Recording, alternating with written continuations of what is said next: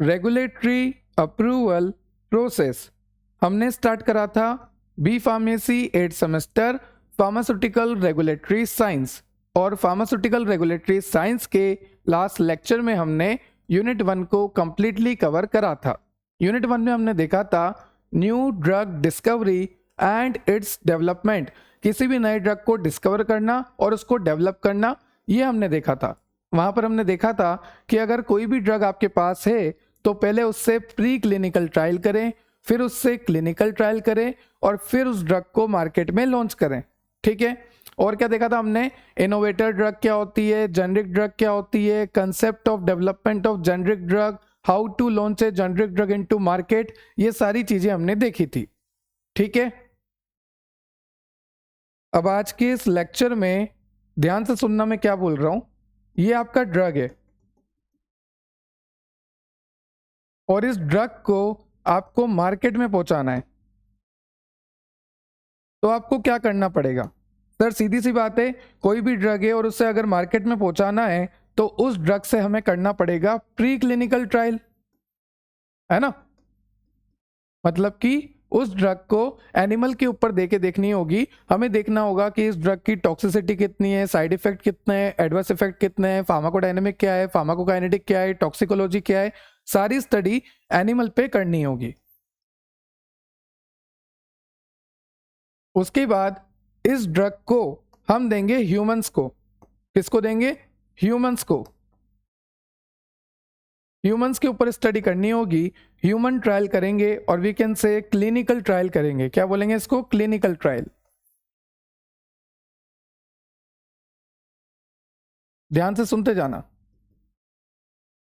उसके बाद clinical trial में भी कई तरह के फेज होते हैं, जैसे कि फेज 0, 1, 2, 3, 4, है ना। Phase 0, phase 1, phase 2, phase 3, phase 4, इस तरह से फेजेस होते हैं। अब यहां पर मैंने आपको बताया था कि जब भी आपको प्री क्लिनिकल से क्लिनिकल की तरफ जाना है तो आपको एक एप्लीकेशन फॉर्म फिल करना होगा।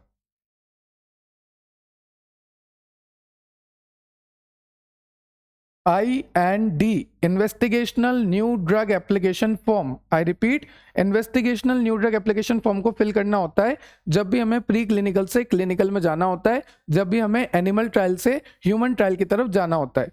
जैसे मान लीजिए मेरे पास ड्रग थी, उस ड्रग को मैंने एनिमल पे इंजेक्ट करा, किसी भी रैबिट पे, किसी भी माइस पे, है ना। मैंने क्या करा, उस ड्रग को इंजेक्ट करा, फिर मैंने देखा कि इस ड्रग का साइड इफेक्ट क्या है, एडवर्स इफेक्ट क्या है, टॉक्सिक इफेक्ट क्या है, फार्माकोलॉजिकल एक्शन क्या है, और आपका फार्माकोकाइनेटिक क्या है, absorption, distribution, metabolism, excretion, elimination, pharmacodynamic क्या है, टॉक्सिसिटी क्या है, ऑर्गेनोटॉक्सिसिटी आ रही नहीं आ रही, सारी चीजें मैंने मेजर कर ली कि इस ड्रग को अगर एनिमल पे दूंगा तो ये सारी लिस्ट बन रही है। तो वो सारा रिकॉर्ड मैंने बनाकर रख लिया।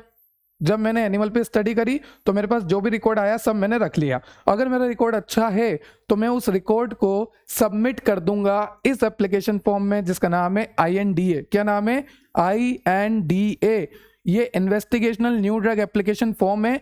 इस फॉर्म में ये सारा डाटा मैं सबमिट कर दूंगा कि हमने जानवरों पे स्टडी करी तो ये सारे एक्शन हमें देखने को मिले, इतना साइड इफेक्ट आ रहा है, इतना टॉक्सिक इफेक्ट आ रहा है, ये सब चीजें हमें देखने को मिली। वो किसको भर दूंगा मैं? वो एप्लीकेशन फॉर्म होता है INDA, उसके साथ अटैच कर दूंगा, फिलअप कर दूंगा उस फॉर्म को, और ये INDA फॉर्म जाता है FDA के पास। जो भी INDA फॉर्म मैंने फिल किया वो किसके पास गया? ये INDA फॉर्म जो है FDA के पास गया। FDA इस फॉर्म को देखेगा, इस फॉर्म को रिव्यू करेगा, 30 दिन तक रिव्यू करेगा। उसके बाद इनको लगता है कि नहीं यार कुछ गलत है, तो ये इस एप्लीकेशन को होल्ड कर लेगा, क्लिनिकल ट्रायल को होने से रोक देगा। क्योंकि ये एप्लीकेशन फॉर्म हम क्यों भर रहे हैं? ताकि हम ह्यूमंस पे ट्रायल कर सकें।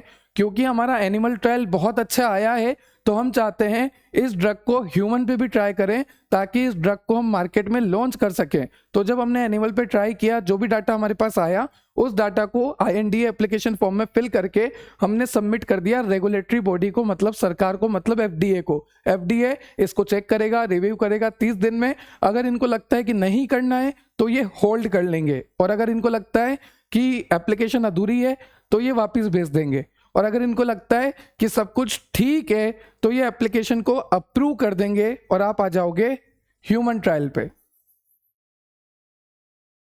ठीक है सर, यहां तक क्लियर हो गया? ह्यूमन ट्रायल पे आ गए। अब ह्यूमन ट्रायल से आगे क्या करना है? अगर आप ह्यूमन ट्रायल पे आ चुके हैं, उसके बाद ह्यूमन ट्रायल आपने सक्सेसफुली डन कर लिए, तो सारा डाटा आपको लिखना है कि फेज 0 में ये रिजल्ट आया, फेज 1 में ये रिजल्ट आया, फेज 2, फेज 3, फेज 4, जो भी क्लिनिकल ट्रायल के फेजेस होते हैं उनमें क्या क्या रिजल्ट आ रहा है, ड्रग किस तरह से रिस्पॉन्स कर रही है, बिहेवियर शो कर रही है, टॉक्सिकोलॉजिकल इफेक्ट दे रही है, फार्माकोकाइनेटिक क्या है, डायनेमिक क्या है, C Max, T max, AUC, सब कुछ नोट करना है। ऑनसेट ऑफ एक्शन क्या है, minimum effective concentration, maximum safe concentration क्या है, ये सारी चीजें आपको लिखनी है। जब आप ये सारा डाटा बना लेंगे तो इसको आप एक नई एप्लीकेशन फॉर्म में फिल करेंगे जिसका नाम है NDA, न्यू ड्रग अप्रूवल। क्योंकि अब हमें क्या चाहिए, जब हमने इंसानों पे ट्रायल कर लिया, अब हमें क्या करना है कि जो भी हमारी ड्रग है उसको मार्केट में लॉन्च करना है। और अगर आपको ड्रग को मार्केट में लॉन्च करना है तो जो भी डाटा यहां से आया उस डाटा को NDA में लगा देना है, और पुराना डाटा जो था ना एनिमल वाला, वो भी यहाँ पे लगा देना NDA में, न्यू ड्रग अप्रूवल में। ये भी कौन रिव्यू करेगा? ये NDA एप्लीकेशन फॉर्म भी FDA रिव्यू करेगा, और वी कैन से सिडिस को रिव्यू करेगा, central drug standard control organization. उसके अंदर होते हैं DCGI, drug controller general of India, वो रिव्यू करते हैं इनको। ठीक है, तो इस तरह से ये रिव्यू की प्रोसेस चलती है, और अगर सब कुछ ठीक है तो आपकी ड्रग जो है मार्केट में आ जाएगी, और उसके बाद भी उसके ऊपर फार्माकोविजिलेंस चलता रहता है। मतलब कि हम ड्रग पे नजर रखते हैं कि ड्रग जो है मार्केट में जाने के बाद कुछ लॉन्ग टर्म टॉक्सिसिटी तो नहीं दे रही, कुछ इडियोसिंक्रेसी तो नहीं दे रही है ना, या फिर चिल्ड्रन को कोई दिक्कत तो नहीं आ रही, प्रेग्नेंट वुमेन में कोई अलग चीजें तो नहीं हो रही, सब चीजें नोटिस करते रहते हैं। क्लियर है? तो ये सारी चीजें होती हैं। तो टॉपिक का नाम क्या है? रेगुलेटरी अप्रूवल प्रोसेस, मतलब सरकार से, गवर्नमेंट बॉडी से, और वी कैन से सिडिस्को से, FDA से अप्रूवल लेना। तो कौन कौन से एप्लीकेशन फॉर्म है? जैसे आपका IND है, आपका NDA, आपका ANDA है। अब ये किस लिए होते हैं? INDA होता है कि अगर हमें प्री क्लिनिकल से क्लिनिकल की तरफ जाना है, प्री क्लिनिकल स्टडी हमारी हो गई, अगर हमें क्लिनिकल स्टडी अब करनी है तो हमें INDA फॉर्म भरना पड़ता है। फिर NDA क्यों भरना पड़ता है? ताकि हम हमारी ड्रग को मार्केट में लॉन्च कर सके। मार्केट में ड्रग को लॉन्च करने के लिए NDA फॉर्म भरते हैं। और ये दोनों फॉर्म किसके लिए है? इनोवेटर ड्रग के लिए। इनोवेटर ड्रग मतलब कोई नई ड्रग मार्केट में आने वाली है, उसे कहते हैं इनोवेटर ड्रग, है ना। तो रिसर्चर ने रिसर्च करी, मैन्युफैक्चर कर रहा है बेचारा, परेशान हो रहा है, lead identification, target validation, lead optimization, ये सारी चीजें करने के बाद प्री क्लिनिकल, क्लिनिकल, गवर्नमेंट से अप्रूवल लेने के बाद ड्रग मार्केट में आती है, और इसमें बहुत समय और बहुत पैसा लगता है। ये सारी बातें हमने लास्ट लेक्चर में भी देखी थी। अब यहां पर एक और एप्लीकेशन फॉर्म है ANDA। ए का मतलब है यहां पर एब्रीविएटेड न्यू ड्रग अप्रूवल, मतलब कि जो जेनरिक ड्रग होती है ना, जेनरिक ड्रग क्या होती है? जैसे मान लीजिए कोई मार्केट में ड्रग आ गई, उस ड्रग का पेटेंट एक्सपायर हो गया 20 साल बाद, ठीक है।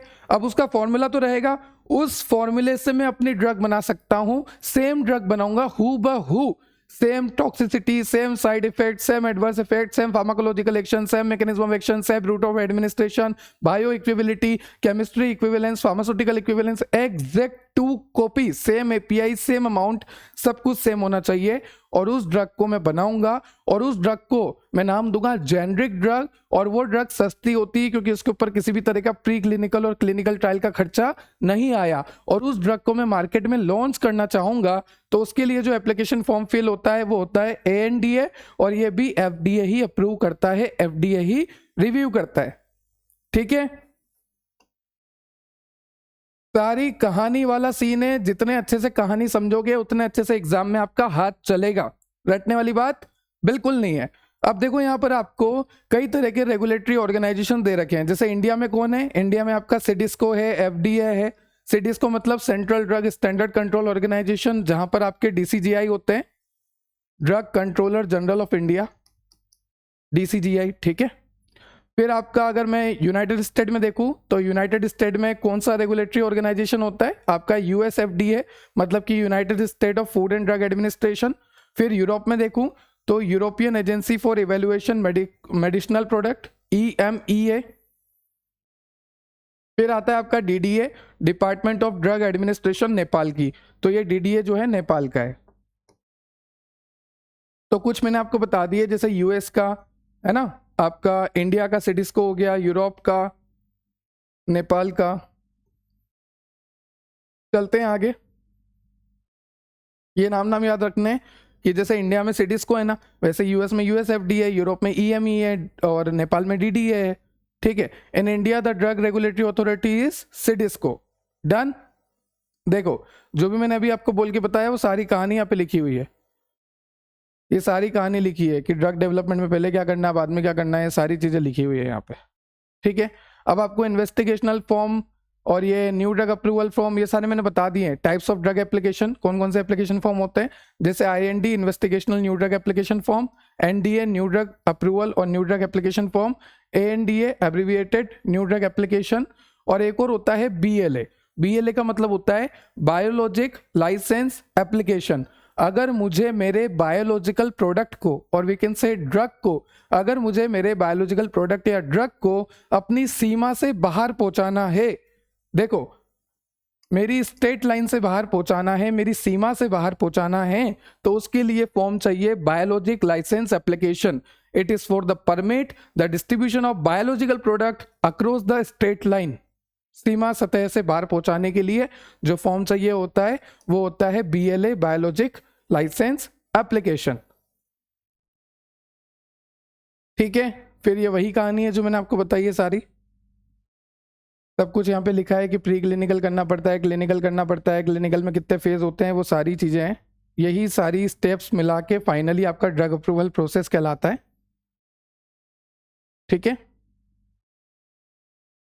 उसके बाद है the timeline for an investigational new drug application with the FDA. हमें क्या देखना है, टाइमलाइन देखना है। देखो मैं आपको एक बार सिलेबस दिखा देता हूं, मैं हट जाता हूं यहां पर। सिलेबस में आपको क्या क्या दिख रहा है, सबसे पहले दिख रहा है रेगुलेटरी अप्रूवल प्रोसेस, मतलब आपको क्या करना है, ड्रग को अप्रूव कराना है, प्री क्लिनिकल, क्लिनिकल, तरह तरह के फॉर्म भर के।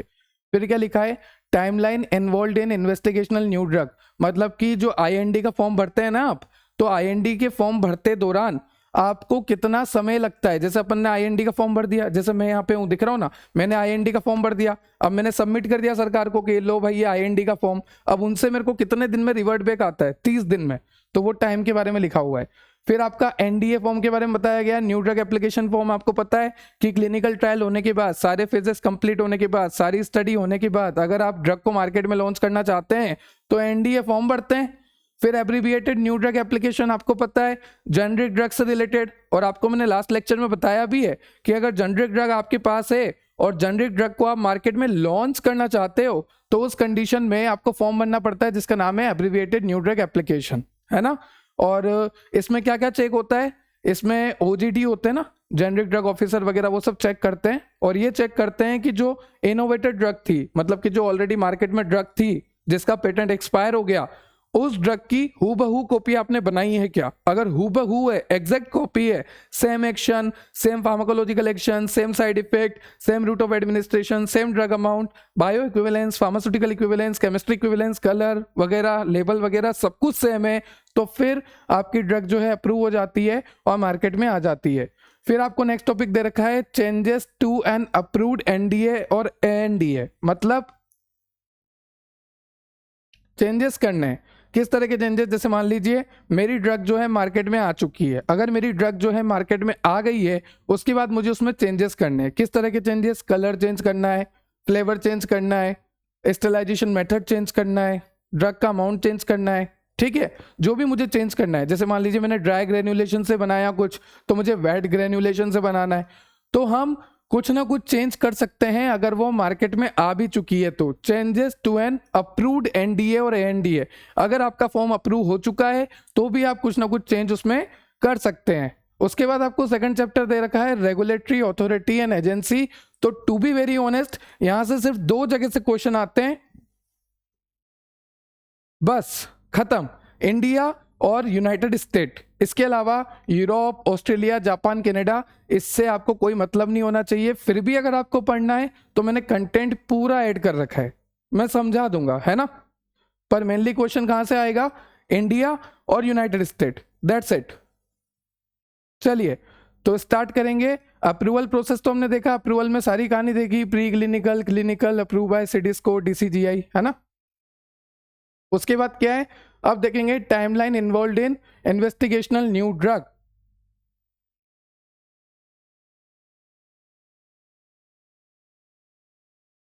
देखो स्टार्ट करते हैं, थोड़ी सांसें ले लो, जरूरी है सांसें लेना, है ना।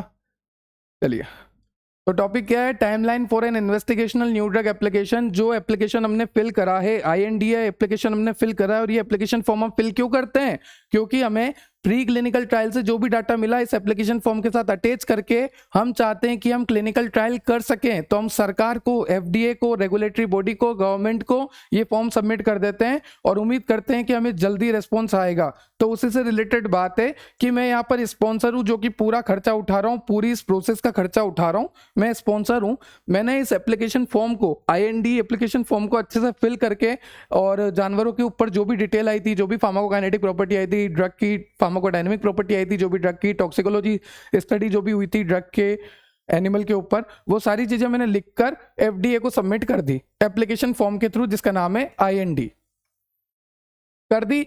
अब जैसे ही ये एप्लीकेशन फॉर्म FDA के पास पहुंची, FDA क्या करता है, स्पॉन्सर को एक एक्नॉलेजमेंट लेटर भेजता है कि भैया आपका जो एप्लीकेशन फॉर्म है वो हमारे पास पहुंच चुका है। ठीक है, तो यहां पर आपको लिखा है, देखो ध्यान से पढ़ना, the FDA send an acknowledgement letter to the sponsor. कब, जब उसके पास एप्लीकेशन पहुंच जाती है। तो जब FDA के पास, सरकार के पास जब एप्लीकेशन फॉर्म पहुंच जाती है तो सरकार क्या करती है, एक्नॉलेजमेंट लेटर सेंड करती है स्पॉन्सर को। ठीक है, अब जैसे ही एप्लीकेशन फॉर्म, ये एप्लीकेशन फॉर्म सरकार के पास पहुंच गई, सरकार ने एंड टू एंड क्या कर दिया, स्पॉन्सर को एक्नॉलेजमेंट लेटर सेंड कर दिया। अब सरकार के पास ये एप्लीकेशन फॉर्म है, तो सरकार इसको क्या करेगी, रिव्यू करेगी, चेक करेगी। FDA इसको क्या करेगी, रिव्यू करेगी, चेक करेगी। और वीकेंड से रेगुलेटरी बॉडी इसको क्या करेगी, रिव्यू करेगी, चेक करेगी। क्या क्या रिव्यू करेगी कि टॉक्सिसिटी ज्यादा तो नहीं आ रही, साइड इफेक्ट ज्यादा तो नहीं आ रहे, एडवर्स इफेक्ट ज्यादा तो नहीं आ रहे, कोई ऑर्गेनो टॉक्सिसिटी तो नहीं हो रही, सेफ डोज कितना है, लीथल डोज कितना है, किस तरह से दिया है, रूट ऑफ एडमिनिस्ट्रेशन क्या है, मैकेनिज्म ऑफ एक्शन क्या है, फार्माकोलॉजिकल एक्शन क्या है, Cmax, Tmax वगैरह वगैरह सारी चीजें इनको चेक करनी होती है, सारी चीजें ये चेक कर लेंगे। उसके बाद अगर इनको लगता है कि नहीं यार ये तो गलत आ रहा है, मामला गलत है, क्लिनिकल ट्रायल को रोक दो, करने मत दो इनको, तो उसको कहते हैं क्लिनिकल ट्रायल होल्ड। जहां पर क्लिनिकल ट्रायल को होल्ड पे डाल दिया जाता है कि भाई साहब आप रुक जाओ, आपकी रिपोर्ट सही नहीं है, यहाँ पे कोई ना कोई गड़बड़ है या ये मिसिंग है, तो आप मत करो, क्लिनिकल ट्रायल को रोक दिया जाता है। द FDA में place a clinical hold on the IND preventing the sponsor from starting clinical trial. वो स्टार्ट नहीं करने देंगे, ठीक है, अगर उनको कोई कमी लगती है तो। फिर अगर आपकी एप्लीकेशन जो है अप्रूव हो जाती है, जैसे मान लीजिए एप्लीकेशन अप्रूव हो गई, तो the IND application goes into effect 30 days after the FDA receive. ये तो मैंने आपको पहले ही बोल दिया कि 30 दिन के अंदर अंदर रेस्पॉन्स आ जाता है, रिप्लाई आ जाता है। उसके बाद आप ड्रग मैन्युफैक्चरर को भेज सकते हैं कि भाई इस इन्वेस्टिगेशनल प्रोडक्ट को, इस ड्रग को मैन्युफैक्चर करो और ह्यूमंस पे ट्रायल करो। ठीक है, तो ये है आपका timeline for investigational new drug.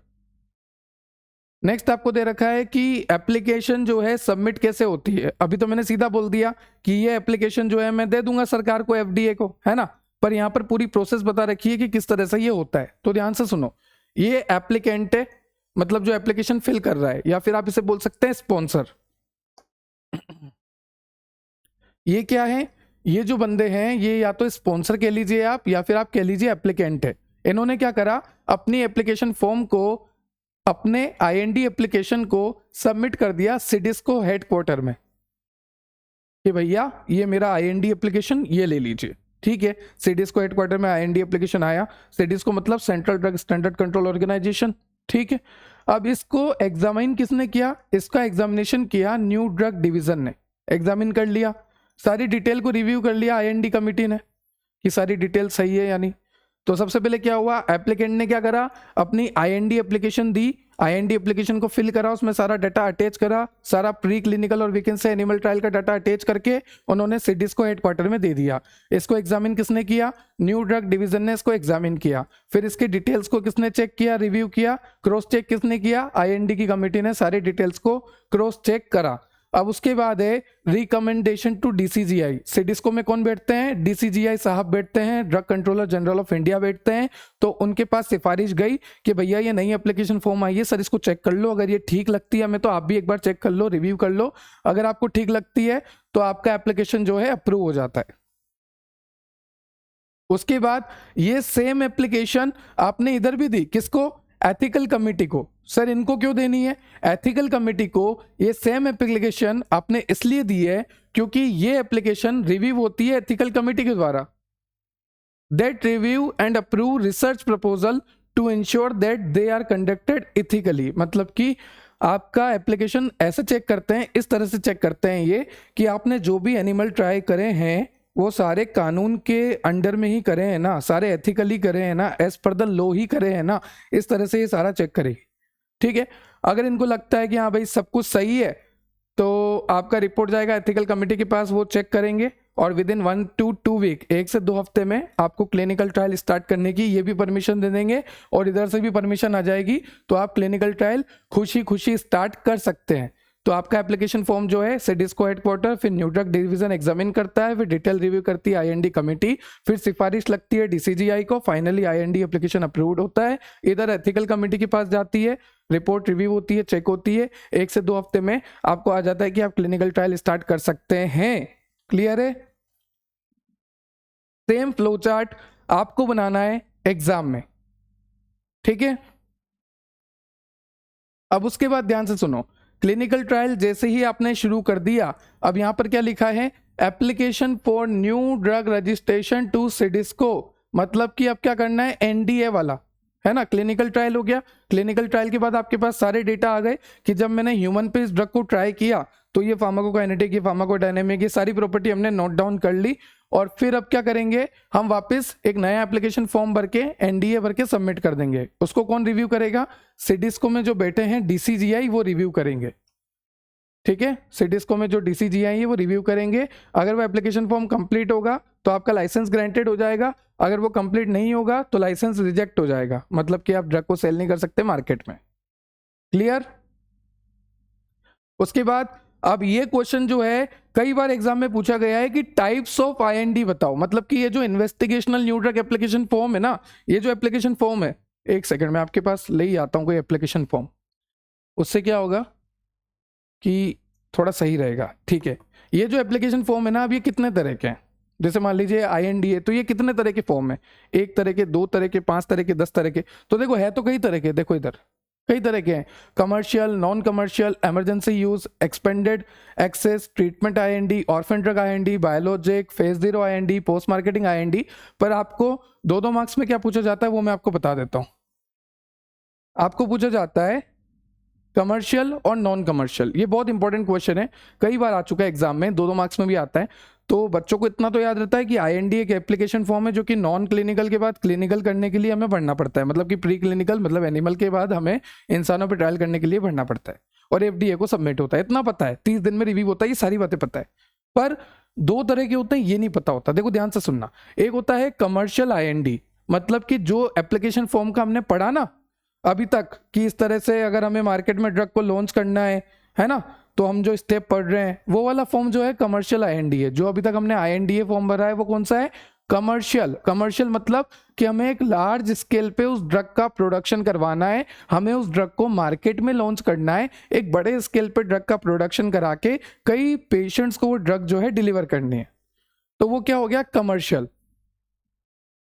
This type of IND is submitted by a pharmaceutical or biotechnological company that plan to test a new drug in human and seek to develop the drug for sale or marketing. वो drug जो है human पे trial करने के लिए और उस drug को ह्यूमन पे सक्सेसफुल ट्रायल के बाद मार्केट में सेल करने के लिए जो एप्लीकेशन फॉर्म फिल हो रहा है वो है आपका IND है ना।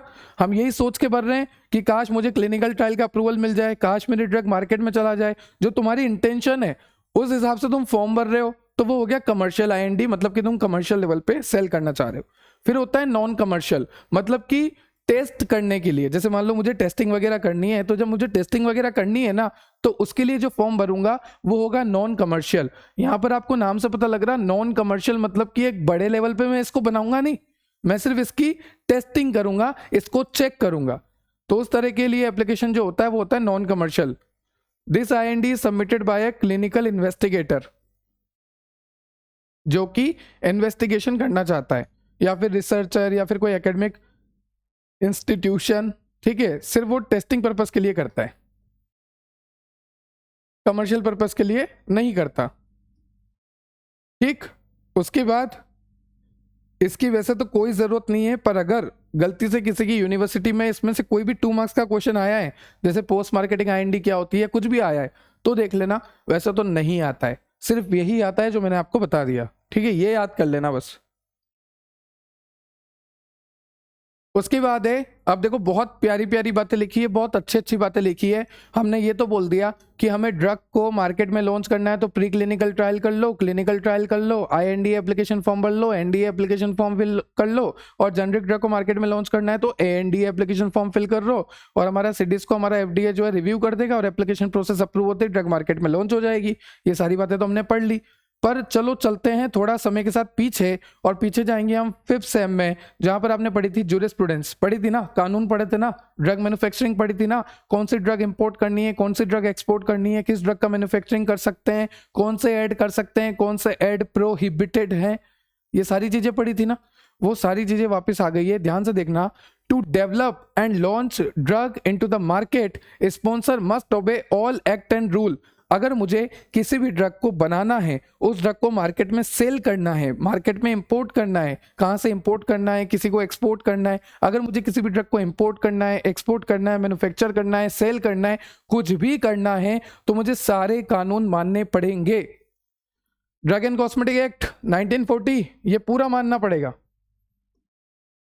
ड्रग एंड कॉस्मेटिक एक्ट के बाद जो रूल आए थे 1945 में, वो सारे मानने पड़ेंगे, कि अगर आपको इंपोर्ट करना है तो उसके भी रूल है, अगर आपको ड्रग को मैन्युफैक्चर करना है, डिस्ट्रीब्यूशन करना है, ड्रग का सेल करना है, तो सभी के लिए रूल्स एंड रेगुलेशन है। उसी रूल्स एंड रेगुलेशन को फॉलो करते हुए आपको ड्रग को मैन्युफैक्चर करना है, इंपोर्ट करना है, एक्सपोर्ट करना है, जो आप करना चाहते हैं। अगर आप ड्रग को सेल भी करना चाहते हैं तो आपको अंडर द लॉ करना पड़ेगा, अंडर द एक्ट करना पड़ेगा, अंडर द रूल करना पड़ेगा, ठीक है।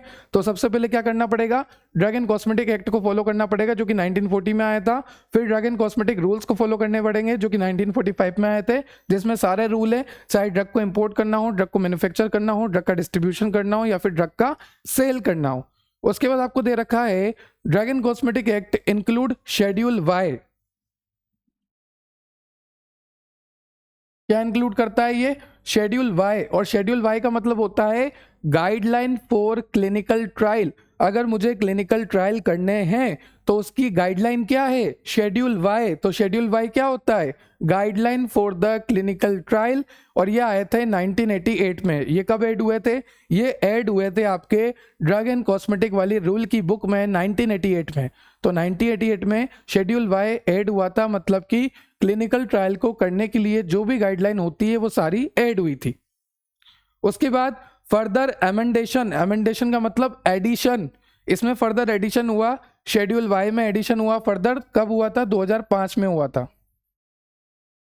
और जो भी एडिशन हुआ था ना शेड्यूल वाई में, शेड्यूल वाई किस लिए है, शेड्यूल वाई है क्लिनिकल ट्रायल को परफॉर्म करने के लिए जो गाइडलाइन है उसे कहते हैं शेड्यूल वाई। उस शेड्यूल वाई में एमेंडेशन हुआ, मतलब कि कुछ चीजें और ऐड कर दी कि ये सब भी फॉलो करो, और उनको कब ऐड किया, 2005 में।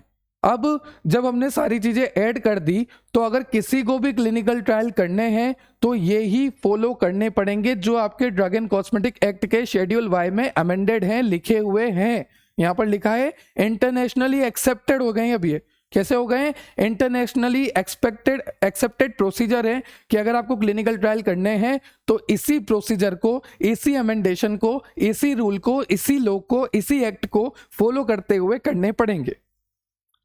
जैसे कुछ रूल लिखे हुए हैं, rule number 122A, rule number 122B, ठीक है। जैसे कि अगर इंपोर्ट करना है किसी नई ड्रग को तो कौन सा रूल फॉलो करना है, 122A।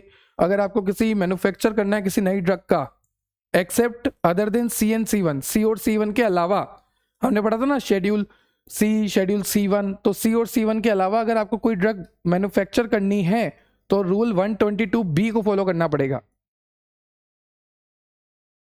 फिर rule number 122D for manufacture और for import fixed dose combination.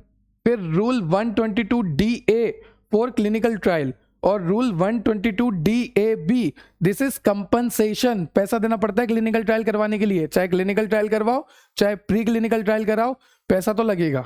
और क्लिनिकल ट्रायल में ज्यादा पैसा क्यों लगेगा, इंसानों को देना पड़ेगा, बेचारे जानवर तो बेजुबान हैं, उन पे तो बस वही खर्चा हो रहा है जो हो रहा है, उनको थोड़ी ना कंपनसेशन देना है।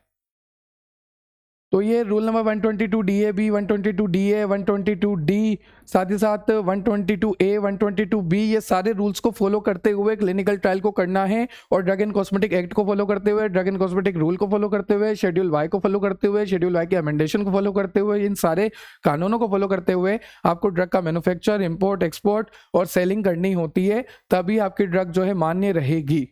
क्लियर है? अब यहाँ पर आपको ANDA के बारे में बता रखा है, तो ये हम लास्ट लेक्चर में पढ़ चुके हैं कि अगर आपको ANDA फॉर्म भरना है, मतलब abbreviated new drug application form भरना है, तो फॉर्म भरने से पहले जो भी मैन्युफैक्चरर है, सपोज वापस कहानी सुन लेते हैं, मैं मैन्युफैक्चरर हूँ, एक सेकेंड ना, इसको चेंज कर देता हूँ मैं, ठीक है। सपोज मैं मैन्युफैक्चरर हूँ, अगर मैं मैन्युफैक्चरर हूँ कौन सा, जेनरिक ड्रग का मैन्युफैक्चरर हूँ, तो मैं क्या करूंगा, मैं मार्केट में देखूंगा कि यार इसकी ड्रग एक्सपायर होने वाली है, इसका पेटेंट जो है ड्रग का वो एक्सपायर होने वाला है, 20 साल का पेटेंट रहता है। किसी ने भी नई ड्रग बनाई, वो ड्रग मार्केट में लॉन्च हुई, तो उसके पास कितने टाइम का पेटेंट रहता है, 20 साल का पेटेंट रहता है। तो उसका 20 साल का पेटेंट एक्सपायर होने वाला है। जब उसके 20 साल का पेटेंट एक्सपायर होने वाला है, तो मैं तैयार रहूंगा कि इसका पेटेंट एक्सपायर हो चुका है, अब मैं इसके फॉर्मूले को यूज करते हुए दवाई बना सकता हूं।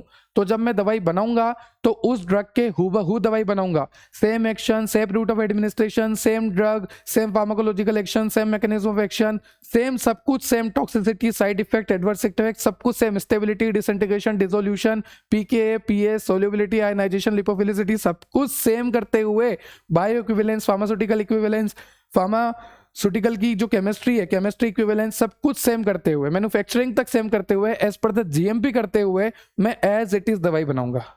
ठीक है, अब मैंने एज इट इज दवाई तो बना ली, पर सरकार से अप्रूवल भी तो लेनी पड़ेगी, तो सरकार को मैं ANDA एप्लीकेशन फॉर्म फिल करूंगा, एब्रिविएटेड वाला फॉर्म फिल करूंगा, और फिल करके सारी डिटेल लिख के सरकार को दे दूंगा। सरकार जो है उसे रिव्यू करेगी, रेगुलेटरी बॉडी गवर्नमेंट जो है उसे रिव्यू करेगी, रीचेक करेगी, क्रॉस चेक करेगी। और क्या क्या रिव्यू करते हैं और कौन रिव्यू करते हैं, रिव्यू करते हैं आपके OGD और CDER। OGD का मतलब है ऑफिसर ऑफ जेनरिक ड्रग, और CDER का मतलब है centre for drug evaluation and research. ये दोनों रिव्यू करते हैं, और रिव्यू में क्या क्या चीजें रीचेक करी जाती है कि बायो इक्विवेलेंस है या नहीं, जो हमारी मार्केट में पहले से ड्रग थी और जो हमने नई ड्रग बनाई है जेनरिक ड्रग, वो दोनों बराबर है ना, बायो इक्विवेलेंस है ना, उनकी केमिस्ट्री सेम होनी चाहिए। प्लांट का इंस्पेक्शन होता है जहां पर आप जेनरिक ड्रग बना रहे हैं, जो भी आपका प्लांट है, जो भी आप मैन्युफैक्चरिंग का प्लांट है जहां पर आप जेनरिक ड्रग बना रहे हैं, लेबल चेक होता है कि जेनरिक ड्रग का लेबल और मार्केट में जो ड्रग का लेबल था वो एग्जैक्ट सेम होना चाहिए। तो अगर सारी चीजें चेक हो गई तो और एक्सेप्टेबल रिजल्ट आए तो मार्केटिंग अप्रूवल मिल जाएगी। अब इसके बाद भी अगर सारी चीजें चेक होने के बाद भी एक चीज और होती है, देखो यहाँ पे ध्यान से सुनना, प्री अप्रूवल इंस्पेक्शन। ये मैंने लास्ट लेक्चर में बताया था कि अब होगा प्री अप्रूवल इंस्पेक्शन, मतलब कि जीएमपी के अकॉर्डिंग सारी चीजें फॉलो हो रही है नहीं हो रही। जैसे मान लीजिए मैं जेनरिक ड्रग बना रहा हूँ, और जहां पर भी मैं बना रहा हूँ तो मेरा स्टाफ कैसा होना चाहिए, proper, skilled, qualified, trend, educated, aware, उस प्रोडक्ट से फेमिलियर, एनवायरमेंट कैसा होना चाहिए उस प्रोडक्ट के अकॉर्डिंग, ना ज़्यादा मॉइस्ट ना ज़्यादा ह्यूमिडिटी वाला, साथ ही साथ विंडो एकदम प्रॉपर है ना, कहीं भी किसी भी तरह के रोडेंट्स वगैरह नहीं होने चाहिए, कबूतर का घोंसला वगैरह नहीं होना चाहिए, चिड़िया का घोंसला नहीं होना चाहिए, पानी की सप्लाई एकदम प्रॉपर, ड्रेनेज सिस्टम एकदम प्रॉपर, लाइट्स एकदम प्रॉपर, स्टाफ एकदम वेल ट्रेंड और उनको कोई बीमारी ना हो, पूरे कपड़े पहने, स्टराइल हो एकदम, मतलब कि अलग से वो किट पहने, स्टराइल किट पहने, पूरा एकदम स्टराइल हो, खुद भी स्टराइल हो, एकदम प्रोसेस एक एक ध्यान से करे। ये सारी चीजें होनी चाहिए नहीं होनी चाहिए अगर किसी भी ड्रग को बनाना है तो, चाहे वो जेनरिक ड्रग ही क्यों ना हो। तो अगर ये सारी चीजें होनी चाहिए तो उसको कहते हैं प्री अप्रूवल इंस्पेक्शन। अगर ये इंस्पेक्शन भी होता है ना तो कितना समय लग जाता है, 10 महीने लग जाते हैं अप्रूवल में, जेनरिक ड्रग के अप्रूवल में, अगर प्री इंस्पेक्शन हो रहा है तो।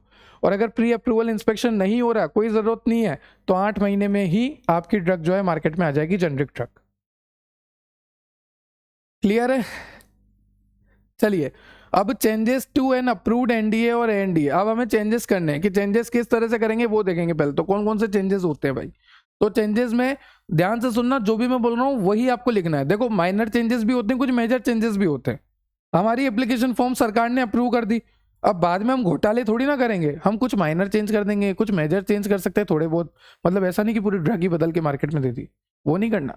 थोड़े बहुत colour, flavour, sterilization process, disintegration test, dissolution test, sterility की प्रोसेस चेंज कर सकते हैं, वेट ग्रेनुलेशन, डाइग्रेनुलेशन, जो भी प्रोसेस से बनी थी उसको चेंज कर सकते हैं, मैन्युफैक्चरिंग साइट चेंज कर सकते हैं, बहुत सारी चीज़ें हम चेंज कर सकते हैं।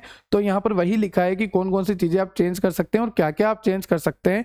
तो अगर आपका एप्लीकेशन फॉर्म है, चाहे वो ANDA हो चाहे वो NDA हो, आपका एप्लीकेशन फॉर्म अगर अप्रूव हो गया और NDA अप्रूव होने के बाद ड्रग कहाँ जाएगी? मार्केट में।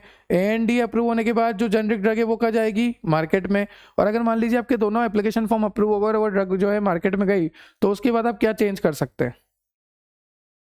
तो section 506A of food and drug cosmetic act 314.70 21 CFR मतलब कि कोड ऑफ फेडरल रेगुलेशन 314.70, इसके तहत देखो ध्यान से सुनो, सेक्शन 506A है किसका? Food and drug cosmetic act का।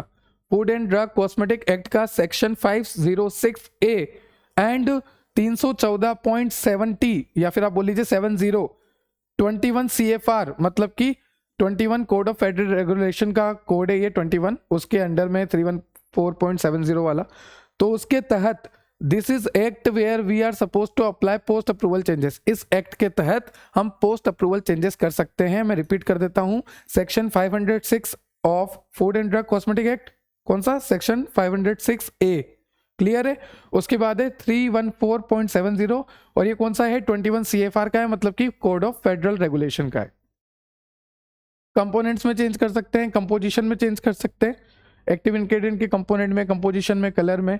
उसके बाद मैन्युफैक्चरिंग साइट आप चेंज कर सकते हैं, physically, chemically, biologically, microbiological testing आप चेंज कर सकते हैं, मैन्युफैक्चरिंग प्रोसेस आप चेंज कर सकते हैं, प्रोडक्ट की स्टेरिलिटी, स्टरलाइजेशन मेथड, कई नए इक्विपमेंट आपको यूज करने हैं तो आप कर सकते हैं, ग्रेनुलेशन प्रोसेस आप चेंज कर सकते हैं, फिल्ट्रेशन चेंजेस आप कर सकते हैं।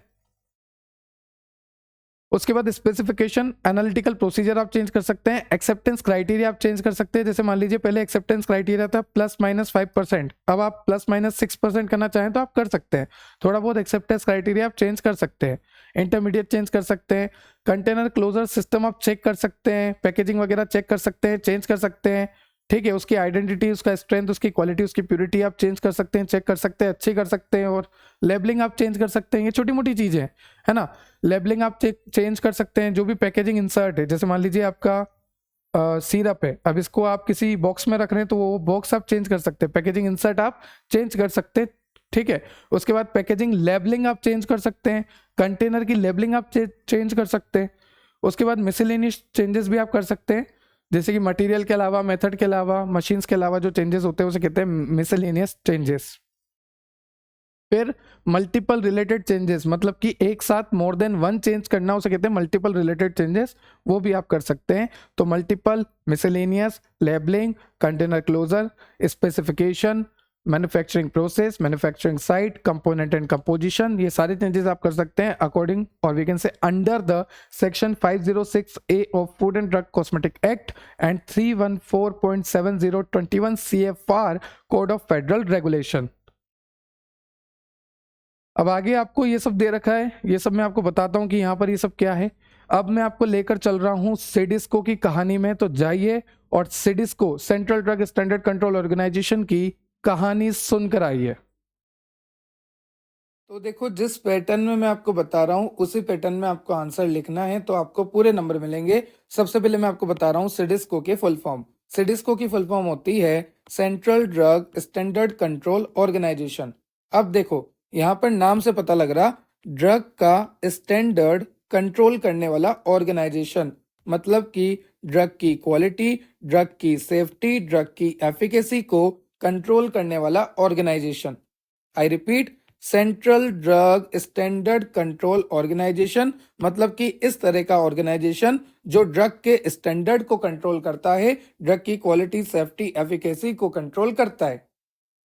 यहां पर मैंने लिखा है CDSCO is a organisation work for control standard of drug, mean it play important role in maintaining the quality, safety and efficacy of drug.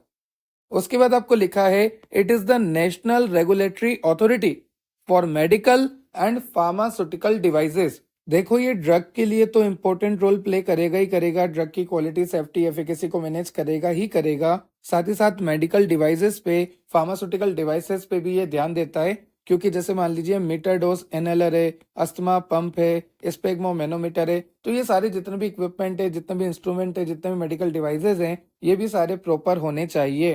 तो इनका रेगुलेशन भी कौन करता है? आपका सिडिस्को ही करता है। तो CDSCO is a national regulatory authority. अब सिडिस्को का हेड कौन है? सिडिस्को में कौन होता है मेन, कौन काम करता है? क्योंकि सिडिस्को तो एक ऑर्गेनाइजेशन है, तो सिडिस्को में होता है डीसीजीआई। डीसीजीआई का मतलब होता है drug controller general of India. I repeat, drug controller general of India, जो कि वर्क करता है सिडिस्को में, सिडिस्को को रन करता है डीसीजीआई। ठीक है, और ये जो डीसीजीआई है, जो कि सिडिस्को के अंदर बैठा हुआ है, सिडिस्को एक ऑर्गेनाइजेशन है, सिडिस्को के अंदर आपका डीसीजीआई है, तो ये किसके रूल्स और रेगुलेशन को मानेगा? ये मानेगा ministry of health and family welfare को, क्योंकि इन्होंने ही आपके सिडिस्को को बनाया है। तो सिडिस्को को किसने बनाया है? आपके गवर्नमेंट ऑफ इंडिया ने, आपके ministry of health and family welfare ने। तो यहाँ पर लिखा है मैंने, CDSCO is headed by the DCGI, drug controller general of India, and work under the ministry of health and family welfare, government of India. किसके अंडर में work करेगा? Ministry of health and family welfare, government of India.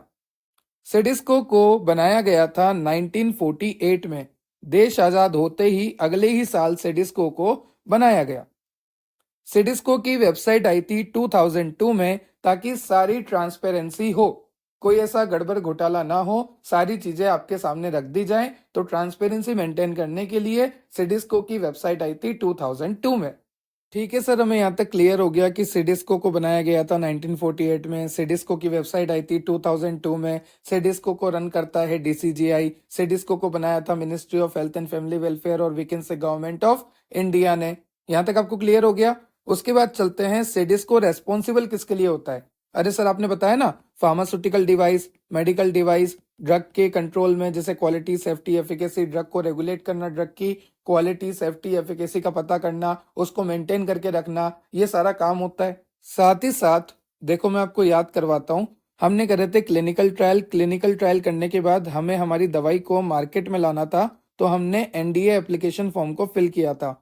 उस NDA को भी सिडिस्को ने ही review किया था, मतलब रीचेक किया था कि ये सही है या नहीं। अगर सही होगा तभी आपका ड्रग है, या फिर आपका जो भी मेडिकल प्रिपरेशन है, या फिर आपका जो भी फार्मास्यूटिकल डोजेस फॉर्म है, ठीक है, कई नाम से आप बोल सकते हैं, वो तभी मार्केट में आएगा जब सिडिस्को उसे अप्रूव करेगा।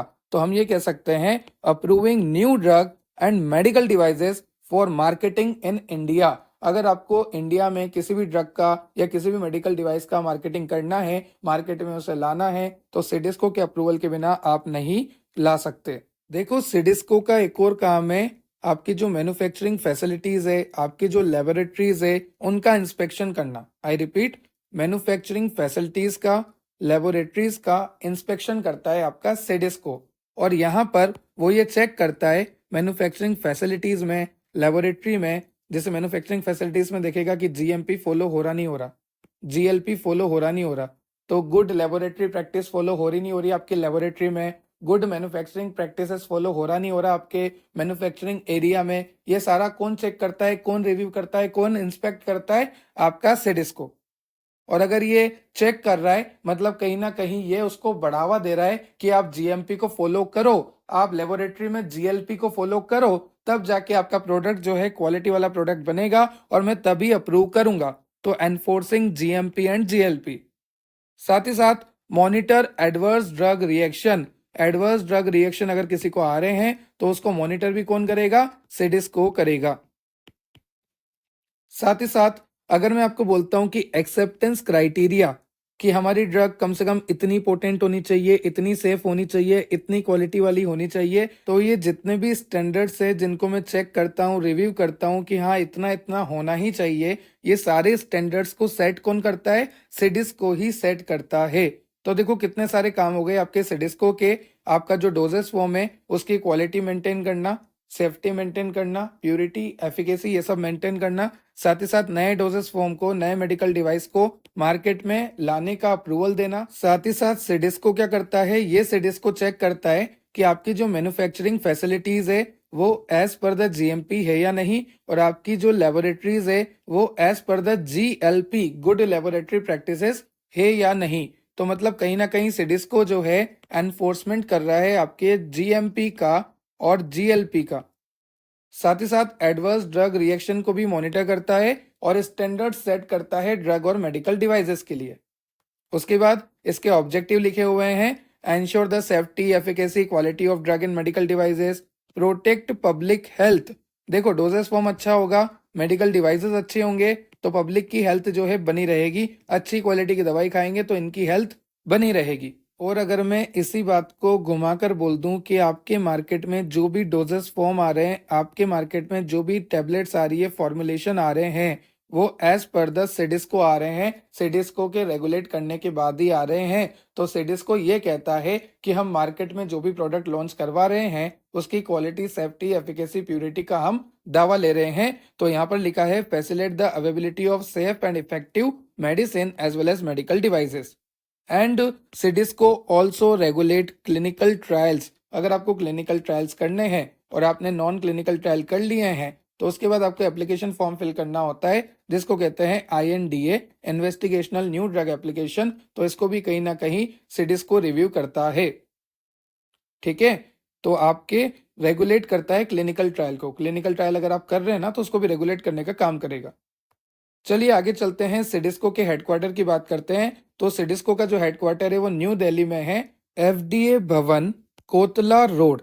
अगर बात करूं सिडिस्को की, तो सिडिस्को का ऑर्गेनाइजेशन, सिडिस्को का हेडक्वार्टर, जो मेन हेडक्वार्टर होता है वो होता है न्यू दिल्ली में। उसके बाद इसकी कुछ ब्रांचेस होती हैं और उन ब्रांचेस की भी फिर सब ब्रांचेस होती हैं। क्लियर हो गया आपको? तो सिडिस्को का हेडक्वार्टर कहाँ होता है? न्यू दिल्ली में होता है, FDA भवन कोतला रोड पर है। साथ ही साथ सिडिस्को में जो ब्रांचेस होती है उनको बोलते हैं जोनल। तो ये जो जोनल ऑफिसेज हैं ये टोटल 6 हैं। तो सिडिस्को की कितनी ब्रांच है? 6 ब्रांच है और बाकी 4 सब ब्रांच है। आई रिपीट, 6 जोनल ऑफिस है और 4 सब जोनल ऑफिस है। यहाँ पर मैं आपको लिख देता हूँ, 6 तो आपके जोनल ऑफिस है और 4 आपके सब जोनल ऑफिस होते हैं। ये ब्रांच है, ये उनकी भी ब्रांच है। क्लियर? अब ये जो 6 आपके जोनल ऑफिस है ये कहाँ कहाँ पर होते हैं? अगर मैं बात करूं कि सिडिस्को के जो जोनल ऑफिस होते हैं, जो ब्रांचेस होती है, जो मेन ब्रांचेस होती है, वो कहाँ कहाँ पर होती है? तो अहमदाबाद, गाजियाबाद, कोलकाता, बॉम्बे, हैदराबाद एंड बद्दी। ठीक है, उसके बाद यहाँ पर आपको मैंने पूछा है 4 सब जोनल ऑफिसेस कहाँ कहाँ पर है। अभी हमने क्या देखा? अभी हमने देखा कि जो मेन हेडक्वार्टर है वो तो न्यू दिल्ली में है। उसके बाद इसके जोनल ऑफिसेज हैं जो कि 6 हैं। अब उसके बाद भी इसके सब जोनल ऑफिस भी होते हैं, मतलब आपके जो वी कैन से ब्रांच है, उस ब्रांचेस की भी ब्रांच है, मतलब जोनल की भी सब जोनल है। और वो कितने होते हैं? 4 होते हैं। और वो कहाँ कहाँ पर होते हैं आपके? बैंगलोर, चंडीगढ़, जम्मू, गोवा। आई रिपीट, बैंगलोर, चंडीगढ़, जम्मू और गोवा में। क्लियर हो गया आपको? तो इनके भी रोल हैं। अगर मैं बात करूं कि ये जो जोनल ऑफिस है इनका क्या काम है, सब जोनल ऑफिस है इनका क्या काम है, तो इनका ही तो मेन काम है। मैं आपको दिखा कर लाता हूं। देखो, जोनल ऑफिस का काम क्या है? सबसे पहला काम है कि ये लाइसेंस को इश्यू करता है। जैसे मान लीजिए आपका मैन्युफैक्चरिंग लाइसेंस है, आपका सेल्स लाइसेंस है, तो इसको इश्यू करने का काम। साथ ही साथ इंस्पेक्शन करने का कि आपकी जो लेबोरेटरीज है एज पर द जीएलपी चल रही नहीं चल रही, आपकी जो मैन्युफैक्चरिंग एरिया है एज पर द जीएमपी काम कर रहा नहीं कर रहा। साथ ही साथ इसके और भी कई तरह के काम है, मॉनिटर एडवर्स ड्रग रिएक्शन, और ट्रेनिंग भी प्रोवाइड करता है, और ये रिपोर्ट भी सबमिट करता है। क्योंकि हेडक्वार्टर कहाँ है? हेडक्वार्टर तो न्यू दिल्ली में है, तो न्यू दिल्ली में सारी रिपोर्ट जाएगी आपके जोनल ऑफिस की तरफ से। सारी रिपोर्ट्स जाती है जोनल ऑफिस से आपके न्यू दिल्ली हेडक्वार्टर ऑफ सिडिस्को में। दूसरी बात, सिडिस्को की गाइडलाइन तो आ गई कि इस तरह से करिए, उस तरह से करिए काम को। उस गाइडलाइन को हर जगह इम्प्लीमेंट करवाने का काम होता है आपके जोनल ऑफिस का। क्योंकि ये तो दिल्ली हेडक्वार्टर में है, इन्होंने तो अपनी गाइडलाइन रिलीज कर दी। अब इसको इम्प्लीमेंट कौन करवाएगा? इनको इम्प्लीमेंट करवाता है जोनल ऑफिस। यहाँ पर लिखा है इम्प्लीमेंटेशन ऑफ पॉलिसीज। उसके बाद है रेट करना। अगर मान लीजिए कोई मैन्युफैक्चरिंग एरिया है, कोई मैन्युफैक्चरिंग कंपनी है जहां पर स्प्यूरियस ड्रग बन रही है, एडल्ट्रेट ड्रग बन रही है, तो उस कंडीशन में जो जोनल ऑफिस के मेंबर होते हैं वो जाकर चेक करेंगे और इसको सील करेंगे, रेड करेंगे यहाँ पर। ठीक है, तो ये सारे काम होते हैं आपके जोनल ऑफिस के। आगे चलते हैं। जोनल ऑफिस के बाद हमने देखे थे कि यहाँ पर 4 सब जोनल ऑफिस भी होते हैं जो कि लोकेटेड होते हैं बैंगलोर, चंडीगढ़, जम्मू एंड गोवा। तो सर जोनल ऑफिस के तो काम क्लियर हो गए, चलो सब जोनल ऑफिस के भी काम देख ही लेते हैं।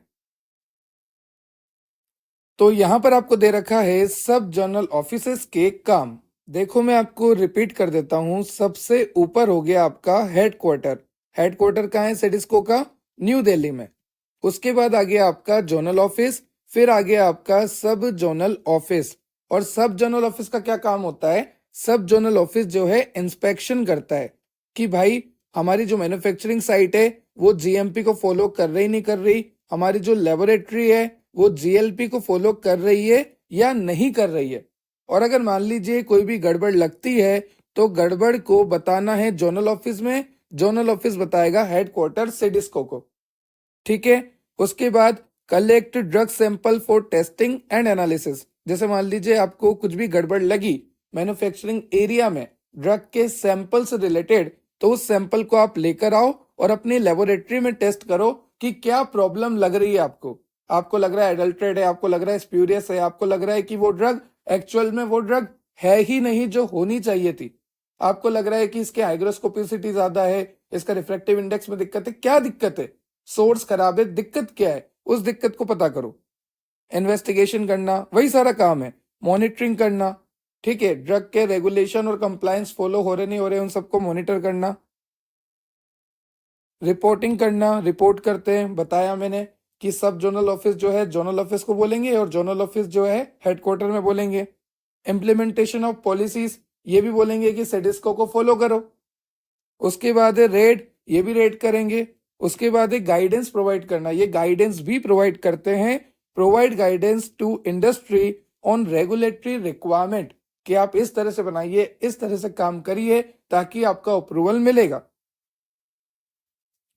सब zonal offices also assist zonal offices, वही वाली बात हो गई कि जो सब जोनल है वो जोनल को भी असिस्ट कर लेते हैं। ठीक है, लाइसेंसिंग के काम में, टेस्टिंग के काम में, विजिलेंस के काम में, ट्रेनिंग के काम में आपके सब जोनल ऑफिस जोनल ऑफिस को भी असिस्ट कर लेते हैं। ठीक है सर, हमें जोनल ऑफिस क्लियर हो गए, सब जोनल ऑफिस क्लियर हो गए और उनके काम भी क्लियर हो गए। अभी सिडिस्को में आपकी लेबोरेटरीज भी होती है और सिडिस्को में आपके डिफरेंट टाइप ऑफ पोर्ट्स होते हैं। जैसे मान लीजिए बाहर से कोई ड्रग आ रही है, ये बंदा है जो फ्लाइट से आ रहा है और बाहर से कोई ड्रग आ रही है, उस ड्रग को एयरपोर्ट पे ही चेक कर लिया जाएगा, तो उसके लिए लिखा है port. Different type of ports होते हैं, अलग अलग एयरपोर्ट पे इंडिया के आपको देखने को मिलेंगे सिडिस्को वाले। उसके बाद लेबोरेटरी भी होती है सिडिस्को की, जिसे बोलते हैं सेंट्रल ड्रग लेबोरेटरी। तो मैं आपको बता देता हूं कि कितने तरह के पोर्ट होते हैं, कितनी तरह की लैब होती है, कहाँ कहाँ पर पोर्ट और लैब सिचुएटेड हैं, साथ ही साथ पोर्ट का क्या काम होता है और लैब का क्या काम होता है। क्योंकि हमने जोनल सब जोनल तो देख लिया, आगे हम देखेंगे कि पोर्ट्स का क्या काम होता है। तो सिडिस्को में टोटल 13 पोर्ट होते हैं, 13 पोर्ट ऑफिस है, मतलब 13 एयरपोर्ट पे, 13 इंटरनेशनल एयरपोर्ट पे सिडिस्को वाले होते हैं। This port office are responsible for monitoring import and export of drug and medical devices. मान लीजिए आप कुछ लेके जा रहे हैं बाहर विदेश में, या बाहर से कुछ आ रहा है इस देश में, तो जो फ्लाइट के रास्ते से आ रहा है जा रहा है, कोई भी मेडिकल डिवाइस है या कोई भी ड्रग है और उनको चेक करना चाहेंगे तो वो कर सकते हैं। तो सिडिस्को के मेंबर क्या करते हैं? दवाइयों को चेक करते हैं, जो आप एक्सपोर्ट करोगे, जो आप इंपोर्ट करोगे, दवाइयों को चेक करना और मेडिकल डिवाइसेस को चेक करना। एक्सपोर्ट इंपोर्ट जो भी दवाइयां हो रही है, जो भी मेडिकल डिवाइसेस हो रहे हैं, उनको चेक करने का काम होता है आपके सिडिस्को पोर्ट्स का।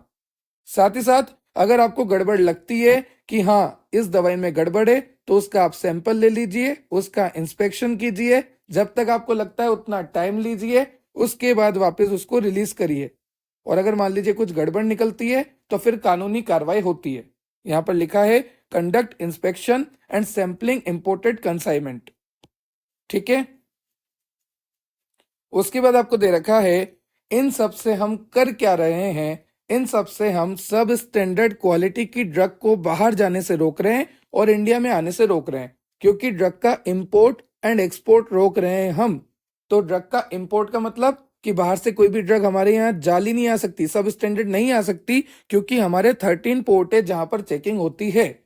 दूसरा, यहां से बाहर नहीं जा सकती कोई भी सब स्टैंडर्ड ड्रग, मतलब घटिया क्वालिटी की ड्रग ना तो आ सकती है ना जा सकती है with the help of ports. अभी बताऊंगा कहां पर है, कितने कितने हैं। ठीक है, अब बात करते हैं लेबोरेटरीज की। सिडिस्को के अंडर 7 लेबोरेटरीज होती है। ठीक है, ये है आपकी लेबोरेटरी। मान लीजिए आपको किसी भी सैंपल को टेस्ट करना है, आपको लग रहा है कि ये स्प्यूरियस है, आपको लग रहा है कि ये एडल्ट्रेड है, आपको लग रहा है कि इस सैंपल का डोजेस फॉर्म नहीं बन सकता, तो उसको चेक करने के लिए आपको क्या करना पड़ेगा, लेबोरेटरी का यूज लेना पड़ेगा, क्योंकि लेबोरेटरी में क्या होता है, टेस्टिंग होती है। और जो आपकी सिडिस्को की लेबोरेटरीज होती है उसे कहते हैं सेंट्रल ड्रग लेबोरेटरी। ठीक है, तो यहाँ पर लिखा है testing and analysis of drug sample. किसके लिए रेस्पॉन्सिबल होती है लेबोरेटरी? यहाँ पर हम टेस्टिंग करते हैं, एनालाइज करते हैं ड्रग सैंपल को, साथ ही साथ रिसर्च एंड डेवलपमेंट का काम होता है लेबोरेटरी में।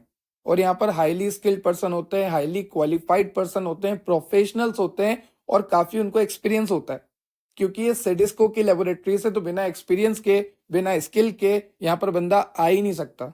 ठीक है सर, हमें यहाँ तक क्लियर हो गया कि यहाँ पे 7 लेबोरेटरीज होती है। इससे पहले देखा 13 पोर्ट्स होते हैं, पर आपने ये नहीं बताया कि ये जो 7 लेबोरेटरीज है, 13 पोर्ट्स है, ये कहाँ पर सिचुएटेड है। ये भी मैं आपको आगे बताऊंगा। उससे पहले हमने जोनल सब जोनल तो देख लिए थे कि कितने होते हैं, कहाँ पर होते हैं, क्या काम होता है। अभी यहाँ पर ये 7 लेबोरेटरीज और जो 13 पोर्ट्स है वो कहाँ कहाँ पर होते हैं वो भी बता देता हूँ। पर उससे पहले एक बात ध्यान रखना कि जो आपका सिडिस्को है, इस सिडिस्को का एडवाइजरी बोर्ड भी होता है, मतलब इसको सुझाव देने वाला, और वो कौन होता है, आपका डीटेप और ड्रग कंसल्टेटिव कमेटी डीसीसी। ये दोनों मिलके इसको सुझाव देते हैं, इसको एडवाइस करते हैं, एडवाइस प्रोवाइड करते हैं। सर ये डीटेप सुना सुना लग रहा है और ये डीसीसी भी सुना सुना लग रहा है। बिल्कुल सुना होगा, क्योंकि आपने पढ़ा है B pharmacy 5th semester pharmaceutical jurisprudence, जहां पर आपने देखा है drug technical advisory board and drug consultative committee. DTAB stand for drug technical advisory board and DCC stands for drug consultative committee. और ये दोनों ही क्या है, ये दोनों ही एडवाइजरी बोर्ड है, ये दोनों ही एडवाइस प्रोवाइड करती है आपके सीडीएससीओ को, और वीकेंड से सिडिस्को को एडवाइस प्रोवाइड करने का काम होता है आपके डीटेप और डीसीसी का। अब देखते हैं ऑर्गेनाइजेशन स्ट्रक्चर। ऑर्गेनाइजेशन स्ट्रक्चर की अगर मैं बात करूं तो आपका ये कैसे मिलकर बना है। सबसे पहले तो है ministry of health and family welfare, मतलब गवर्नमेंट ऑफ इंडिया। उसके बाद इन्होंने बनाया सिडिस्को को। सिडिस्को को जो संभालता है वो होता है डीसीजीआई। डीसीजीआई के अंडर में डेप्यूटी डीसीजीआई, असिस्टेंट डीसीजीआई। उसके बाद यहाँ पर होते हैं मेडिकल डिवाइसेस और डायग्नोस्टिक डिवाइसेस। मेडिकल डिवाइसेस जो होते हैं उसको हैंडल करने का काम होता है ड्रग इंस्पेक्टर का, साथ ही साथ टेक्निकल स्टाफ होता है। तो अगर आपसे कोई ऑर्गेनाइजेशन पूछे तो सबसे पहले आप बताना ministry of health and family welfare, government of India ने सिडिस्को को बनाया। सिडिस्को के अंडर में हेडेड करा उसको डीसीजीआई ने, और डीसीजीआई के अंडर में डेप्यूटी डीसीजीआई, असिस्टेंट डीसीजीआई, फिर मेडिकल डिवाइसेस और डायग्नोस्टिक डिवाइसेस। मेडिकल डिवाइसेस को हैंडल कौन करता है, drug inspector and technical staff. Clear? आगे चलते हैं। नेक्स्ट आपको मैं बताऊंगा कि यहाँ पर जो 13 पोर्ट्स थे वो कहाँ कहाँ पर है। आप देख सकते हैं अहमदाबाद, बेंगलोर, चेन्नई, कोचिन, दिल्ली, हैदराबाद, कोलकाता, मुंबई, नाहवा, पीपावा, नाहवा, और फिर आपका विशाखापट्टनम, मुंद्रा। तो ये सारे मिलाकर 13 होते हैं टोटल, है ना। उसके बाद आपको लेबोरेटरीज के बारे में बता रखा है कि लेबोरेटरीज कहाँ कहाँ पर होती है। कोलकाता, बॉम्बे, हैदराबाद, चेन्नई, अहमदाबाद, बेंगलोर, गाजियाबाद। ये टोटल 7 आ होती गए है। सिडिस्को की कहानी सुन के? कैसा लगा सिडिस्को की कहानी? अच्छी थी ना? सिडिस्को समझ में आया पूरा? जोनल, सब जोनल, सिडिस्को की वेबसाइट वगैरह सब कुछ क्लियर है ना? ये सिडिस्को मैंने आपको इसलिए सुनाया क्योंकि आपको सिलेबस में दे रखा है। देखो मैं आपको दिखाता हूँ, आपको सिलेबस में ये पूछा हुआ है ना, रेगुलेटरी अथॉरिटी एंड एजेंसी। तो यहाँ पर सबसे पहला है आपका इंडिया की रेगुलेटरी अथॉरिटी। तो सिडिस्को होती नहीं होती है? होती है ना, इसलिए सिडिस्को सुनाई है। तो सर क्या बस सिडिस्को ही पढ़नी है क्या? आपकी श्रद्धा अनुसार है, लो और भी अपने पास। तो आप बोलोगे जितने दे देंगे यार, उसमें क्या है। एक सेकंड निकाल देते हैं आपके लिए। ये सारी चीजें तो आप पढ़ के आ गए हो। ये लो, रेगुलेटरी एजेंसीज इन इंडिया कई तरह की है, ऐसा नहीं है कि सिर्फ सिडिस्को है। देखो सिडिस्को तो है, साथ ही साथ ministry of health and family welfare, DTAB, drug technical advisory board. पढ़ा है ना, सुना है ना? ये रहा लेक्चर, नहीं सुना है तो वापस सुन लेना। डीटैप का ड्रग टेक्निकल एडवाइजरी बोर्ड। उसके बाद आपका डीसीसी, ड्रग कंसल्टेटिव कमेटी। ये रहा देखो एक और हेडिंग, ड्रग कंसल्टेटिव कमेटी, है ना? पढ़ा रखे मैंने सब, ऐसा कुछ नहीं है। फिर एनपीपीए मतलब कि आपका नेशनल फार्मास्यूटिकल प्राइसिंग अथॉरिटी। तो ये देखो नेशनल फार्मास्यूटिकल प्राइसिंग अथॉरिटी। तो ये सारे आप पहले ही पढ़ चुके हैं, तो क्यों परेशान हो रहा हो लेक्चर को लेंदी करना? वैसे तो सिटीज को बहुत था जो मैंने आपको लेक्चर में भी ऐड कर दिया, पर फिर भी आपकी मन श्रद्धा भावना के सर 10 नंबर में आ गया तो सिडिस्को के साथ लो। आप डीटेप लिखो, डीसीसी लिखो, एनपीपीए लिखो, कॉपी भर जाएगी। इतने कंटेंट है इसमें, आप खुद देखो। 40 मिनट 30 मिनट मैं बोलता ही रहता हूँ, फिर आप लिखते ही रहते हो, तो कितना लिखोगे? तो काफी है, नाम लिख देना बाकियों के। फिर मैंने बोला था यूरोप का भी पूछ सकते हैं। यूरोप का भी इसलिए लिखा है क्योंकि पूछ सकते हैं। कहाँ पे है? ये रहा। वैसे मोस्ट इंपोर्टेंट तो क्या है आपके? एक तो इंडिया का था जो हमने देख लिया, सिडिस्को, एनपीपीए, और क्या क्या देखे थे हमने, डीसीसी, डीटेप, और फिर अभी आपका यूएस का। ठीक है, अब ध्यान से सुनते जाओ जो जो मैं बोल रहा हूँ। The regulatory authority of the United state is comprised of A range of federal agencies responsible for overseeing various sector. जो यूनाइटेड स्टेट की रेगुलेटरी अथॉरिटी है ना, वो क्या क्या चीजों पे ध्यान देती है? पब्लिक की सेफ्टी पे, पब्लिक की हेल्थ पे, एंड कंप्लायंस विथ लॉ। और कानून के अनुसार सारी चीजें चलनी चाहिए। सारी चीजें कानून के अनुसार चले। पब्लिक की हेल्थ पे ध्यान देना है, पब्लिक की सेफ्टी पे ध्यान देना है, पब्लिक की ओवरऑल वेलबींग पे ध्यान देना है, पब्लिक की लाइफ स्पेन को हमें बढ़ाने की कोशिश करनी है, ना कि घटाने की। तो जो भी ड्रग मार्केट में आ रही है ना, वो सब यूएस एफडीए चेक करके ही भेजेगा। देखो ध्यान से सुनते जाना। सबसे पहले इसके अंदर है एफडीए, यूनाइटेड स्टेट का पढ़ रहे हैं अब हम, इंडिया का तो हो गया। एफडीए का फुल फॉर्म होता है फूड एंड ड्रग एडमिनिस्ट्रेशन।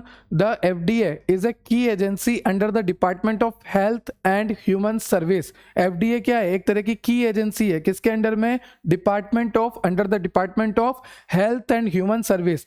तो under the department of health and human service कौन है? एफडीए। ठीक है, दैट रेगुलेट फूड, फूड का रेगुलेशन के फूड में कोई फूड पॉइजनिंग तो नहीं है, गलत फूड तो डिलीवर नहीं हो रहा बच्चों को या सभी को। ड्रग्स के ऊपर सारी चीजें रेगुलेट करती है। मेडिकल डिवाइसेस को चेक करती है, रेगुलेट करती है। कॉस्मेटिक को चेक करती है, रेगुलेट करती है। वैक्सीन, टोबैको प्रोडक्ट और बहुत सारे ऐसे प्रोडक्ट है जिसके ऊपर ये रेगुलेशन शो करती है, रेगुलेट करती है, चेक करती है आपकी एफडीए। तो food and drug administration, the FDA is a key agency under the department of health and human service that regulate food, drug, medical devices, cosmetic, vaccine, tobacco products and more. Its primary mission is to ensure the safety, efficacy and security of this product. ये product safe हो, ये product efficacious हो, और ये product जो है secured हो, मतलब कि ऐसा नहीं टॉक्सिसिटी करे, एकदम सिक्योर्ड हो, है ना? ये सारी चीजें को रिव्यू करना, रेगुलेट करना किसका काम है? एफडीए का। इसका मेन काम यही है। फिर फार्मास्यूटिक्स एंड बायोलॉजिक्स, इसमें भी एफडीए का रोल है। ध्यान से सुनना। एफडीए अप्रूवल का प्रोसेस देती है ना, एफडीए अप्रूव करती है, एफडीए अप्रूव करती है, यही सुन रहे हैं ना हम? तो एफडीए अप्रूव करती है किस किस को? एनडीए एप्लीकेशन फॉर्म फिल को, जो आपने फॉर्म फिल करा उसको, एएनडीए जो आपने एप्लीकेशन फॉर्म फिल करा उसको, बीएलए को, सभी को अप्रूवल का काम कौन देता है? एफडीए देता है। तो एफडीए जो है अप्रूवल भी देता है एएनडीए को और बीएलए को, मतलब कि न्यू ड्रग अप्रूवल को, जेनरिक ड्रग के अप्रूवल को, मतलब कि एब्रिविएटेड न्यू ड्रग अप्रूवल, और बायोलॉजिक्स को। ठीक है, उसके बाद मेडिकल डिवाइसेस एफडीए के अंडर में ही है। Regulate medical devices from low risk item to high risk device like pacemaker.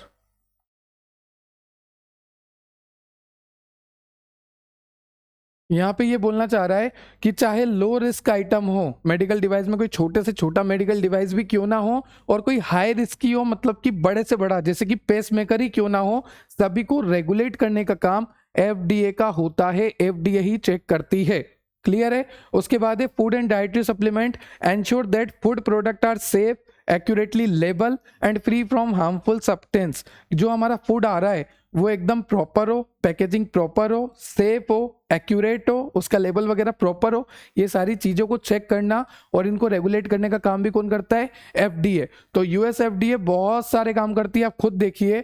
Food, drug, medical devices, cosmetic, vaccine, tobacco product, किसी भी एप्लीकेशन फॉर्म को अप्रूव करना, NDA, NDA, BLA. Medical devices को regulate करना, चाहे वो छोटे से छोटा मेडिकल डिवाइस हो, बड़े से बड़ा मेडिकल डिवाइस हो, जैसे कि आपका pacemaker of the heart क्यों ना हो। साथ ही साथ फूड एंड डाइटरी सप्लीमेंट में लिखना है कि फूड प्रोडक्ट को सेफ रखना, एक्यूरेटली लेबल रखना, हार्मफुल सब्सटेंस से दूर रखना। ये सारी चीजें भी कौन रेगुलेट करता है? एफडीए ही रेगुलेट करता है। यहां तक आपको सारे पॉइंट्स क्लियर हो गए, तो हम आगे चलते हैं। उसके बाद एफडीए के बाद एक और एजेंसी है यूएस की, वो है ईपीए। देखो जैसे इंडिया में सिडिस्को थी, एनपीपीए थी, है ना, डीसीजीआई वाली, मतलब जो भी थी हमारा national family health and welfare, जो भी था हमारा, यहाँ पे आप देखिए,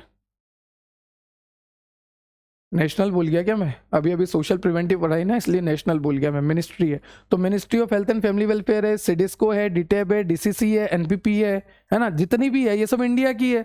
हमने सिडिस्को को डिटेल में पढ़ा, बाकी को मैंने आपको बता दिया कि अगर आपको पढ़ना है तो अगर 10 मार्क्स का क्वेश्चन आता है तो देख लेना, वैसे तो कोई जरूरत नहीं है। वैसे ही आपका जो यूएस है उसका मेन तो यही है, USFDA, food and drug administration, है ना। पर और भी हैं, जैसे कि आपका एनवायरमेंटल प्रोटेक्शन एजेंसी, जिसको बोलते हैं ईपीए। अब नाम से पता लग रहा, एनवायरमेंट को प्रोटेक्ट करना।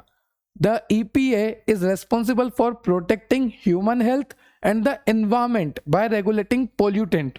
देखो, पोल्यूटेंट को रेगुलेट करना, पोल्यूटेंट को कम करने की कोशिश करती है ये एजेंसी, ताकि ह्यूमन की हेल्थ बनी रहे और एनवायरमेंट एकदम सही रहे। तो एनवायरमेंट को प्रॉपर मेंटेन करने के लिए, ह्यूमन की हेल्थ को प्रॉपर मेंटेन करने के लिए, उसे बनाए रखने के लिए, ह्यूमन के वेलबिंग के लिए जो ईपीए बना है वो रेगुलेट करता है पोल्यूटेंट को। वो चेक करता है एयर की क्वालिटी, वाटर की क्वालिटी, और कुछ अपने स्टैंडर्ड सेट करता है कि वाटर की क्वालिटी इतनी गंदी हो सकती है, इससे ज़्यादा गंदी तो फिर वो पीने योग्य नहीं रहता। एयर की क्वालिटी इतनी खराब है तो ठीक है, इससे ज़्यादा खराब तो फिर वो बेकार हो जाएगी। तो सबको मिनिमम पे लेके आओ कि हाँ इतना इतना टॉलरेट कर सकते हैं, इससे ज़्यादा नहीं होना चाहिए। फिर chemical and pesticide regulate the use and safety of chemical pesticide and industrial chemical through the act like toxic substance control act. मतलब कि जो केमिकल है, जो पेस्टिसाइड है, जो लोगों की तबीयत खराब कर रहे हैं, जो बैन हो चुके हैं यूएस में, जैसे डीडीटी वगैरह सब बैन हो चुका है यूएस में, तो वही उन पे ऊपर ध्यान रखना। ये भी किसका काम है? एनवायरमेंटल प्रोटेक्शन एजेंसी का। तो ये भी यूएस की है। एक तो एफडीए होगा, एक हमारा ईपीए हो गया, एक हमारा फेडरल ट्रेड कमीशन आता है, ये भी यूएस का ही है। The federal trade commission enforce regulation concerning advertising, consumer protection and anti competitive practices. होता क्या है कि आपको भी पता है, जब आपने जूरिस्प्रूडेंस पढ़ा था तो कई लोग फॉल्स क्लेम करते हैं, कई लोग झूठा ऐड दे देते हैं कि इससे ये ठीक हो जाएगा, इससे वो ठीक हो जाएगा। तो ये जो झूठे ऐड चल रहे हैं, ये जो फॉल्स क्लेम कर रहे हैं, इनको पकड़ना, इनको रोकना, इनको रेगुलेट करने का काम जो होता है वो होता है फेडरल ट्रेड कमीशन का। It work to prevent deceptive practice in advertising including false claim and about product and services, जैसा कि मैंने आपको कहा। ठीक है, the FTC regulate the truth in advertising. अगर तुम्हें बोलना है तो तुम सच बोलो ना, और उसकी लेबलिंग भी सही रखो। ऐसा मत लिखो एंटी कैंसर, अरे भाई एंटी कैंसर है, पर ये तो मत बोलो कि क्योर कर देगा, क्योंकि कैंसर इज नो क्योर। ज्यादा तक देखा जाता है हम बचने की कोशिश करते हैं, डायबिटीज से भी बचने की कोशिश करते हैं। पूरी तरह से तो कोई चीज सही नहीं कर सकते ना कोई एक अकेली दवाई। ठीक है, तो उसके बारे में बात कर रहे हैं कि तुम फॉल्स क्लेम मत करो, गलत लेबलिंग मत करो। उसको रोकने के लिए फेडरल ट्रेड कमीशन होता है, ये भी यूएस का है। एफडीए हो गया, ईपीए हो गया, एफटीसी हो गया, तो ये यूएस की बात हो गई। फिर यूरोप की है, तो यूरोप में यूरोपियन कमीशन होता है ना। ये सब रीड आउट करना है अब। यूरोपियन मेडिसिन एजेंसी होती है, यूरोपियन एंटी फ्रॉड ऑफिस होता है जो फ्रॉड होने से रोकता है, वगैरह वगैरह, इन्वेस्टिगेशन करता है। फिर ऑस्ट्रेलिया का आ गया, और ऐसे करते करते ऑस्ट्रेलिया के बाद हमारे जापान आ गया, जापान के बाद हमारा कनाडा आ जाएगा, कनाडा। तो ये ऑस्ट्रेलिया, जापान, कनाडा, यूरोप, इनसे क्वेश्चन कम ही आते हैं। ज़्यादातर यूरोप से पूछ ले तो पूछ ले, बाकी इंडिया और अपना यूएसए, बस यहीं से क्वेश्चन आएगा। और मोस्ट प्रोबेबल 99.99 इंडिया। अरे यार रहते ही यहीं है तो इंडिया से क्वेश्चन आएगा। और फिर भी चलो मान लो कि बहुत ही गंदी किस्मत है सर, कनाडा से आ गया, बहुत ही गंदी किस्मत है, 100 साल में एक बार ऐसा हो गया कनाडा से आ गया, ऑप्शनल आएगा। तो इतना लोड लेने की ज़रूरत नहीं है, सफिशिएंट पढ़ो, और जितना पढ़ा रहा हूँ उतना पढ़ो, ध्यान रखो। फिर भी मैंने नोट्स ऐड कर दिए हैं, आराम से आप पढ़ सकते हो, 2-2 3-3 इनके होते हैं, ठीक है, जो रेगुलेट करते हैं। जैसे अभी आपने देखा अमेरिका में भी हमने 3 देखे, यूएसए में, और इंडिया में भी हमने 2-3 ही देखे। ये देखो एफटीसी देखा, ईपीए देखा, और हमने एफडीए देखा, ये यूनाइटेड स्टेट में देखे, और एजेंसी इंडिया की भी हमने देखी, जैसे हमने सिडिस्को को डिटेल में पढ़ा, फिर डीटैप, डीसीसी, एनपीपीए ये हम पहले ही पढ़ चुके हैं, फिर भी मैंने आपको ऐड करके दे दिया है ना। तो ये था आज का आपका लेक्चर। आई होप आपको लेक्चर क्लियर हुआ होगा। अगर आपको लेक्चर से रिलेटेड कोई भी डाउट है तो आप कमेंट सेक्शन में कमेंट कर सकते हैं। ये नोट्स आपको डेप्थ ऑफ बायोलॉजी एप्लीकेशन में मिलेंगे। और अब लेक्चर खत्म होने से पहले एक जीपीटी का क्वेश्चन सॉल्व कर लेते हैं ताकि नींद अच्छी आएगी। चलिए आ जाइए। सल्फासालाजीन, सर साला तो बहुत खराब है, चलो सैला बोलते थे। Sulfasalazine is a prodrug that is activated in the intestine by bacterial enzyme. The enzyme responsible is, यहाँ पर आपसे बोला है कि सल्फासेलेजीन जो है एक तरह की प्रोड्रग है। प्रोड्रग मतलब कि शुरू में जो इनएक्टिव होती है और बॉडी में जाके जो एक्टिवेट हो जाती है। तो सल्फासेलेजीन एक तरह की प्रोड्रग है जो कि एक्टिवेट होती है हमारे इंटेस्टाइन में जाने के बाद। तो कौन सा ऐसा एंजाइम होता है जो कि उसके एक्टिवेशन में रेस्पॉन्सिबल होता है? चलिए 1 बाय 1 देखते हैं। सबसे पहला है एजोरिडक्टेज, दूसरा है आपका कोलिनेस्ट्रेज। सर कोलिनेस्ट्रेज यहाँ क्या कर रहा है? कोलिनेस्ट्रेज तो न्यूरॉन के सिग्नलिंग जो होती है, एसिटाइल कोलिन जो रिलीज होता है उसको तोड़ने में काम आता है, तो ये तो बिल्कुल ही कट गया है ना। फिर ग्लूकोनिन ट्रांसफरेज, ये यहाँ क्या कर रहा है? क्योंकि ग्लूकोनिडेशन फेज 2 मेटाबॉलिज्म पढ़ा था ना, मेटाबॉलिज्म फेज 2 ग्लूकोनिडेशन प्रोसेस, तो ये तो वहां पे काम आएगा, ये भी कट गया। एमाइलेस, ये तो डाइजेशन ऑफ कार्बोहाइड्रेट करता है, ये भी कट गया। अरे सर सारे कट के बचा क्या? तो अगर आपको कुछ नहीं भी पता तो भी आपको सब कुछ पता, कि आपको इसका काम पता था, इसका पता था, इसका पता था, तो इसका बस बच गया, यही आंसर है और क्या। इस तरह से आप क्वेश्चन सोल्व कर सकते हैं। नॉलेज इज द पावर भाई। एक एक एंजाइम का अगर मेरे को नॉलेज होगा ना, मैं आराम से कर लूंगा कि ये तो नहीं, नहीं ये भी नहीं है, ये भी नहीं है, बचा क्या? क्या बचा? तो ये आपकी यूनिट 2 हो गई। मिलते हैं नेक्स्ट लेक्चर में यूनिट 3 के साथ और कंप्लीट करते हैं फार्मास्यूटिकल रेगुलेटरी साइंस की unit number 3। Subscribe and share for more. Have a nice day, have a good day. Website visit कर लेना, आप ही के लिए है। Thank you.